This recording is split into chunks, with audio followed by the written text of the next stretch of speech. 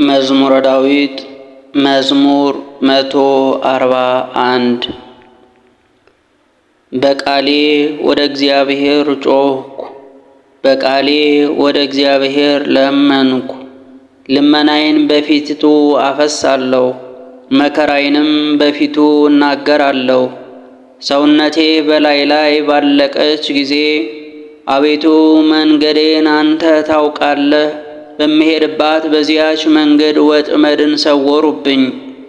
ወደ ቀኝም ተመልሼ አየሁ፣ የሚያውቀኝንም አጣሁ። መሸሸጊያም የለኝም፣ ስለ ሰውነቴም የሚመራመር የለም። አቤቱ ወደ አንተ ጮኽሁ፣ አንተ ተስፋዬ ነህ፣ በሕያዋን ምድር አንተ ዕድል ፈንታዬ ነህ አልኩ። እጅግ ተዋርጃለሁና ወደ ልመናዬ ተመልከት። በርትተውብኛልና ከከበቡኝ አድነኝ።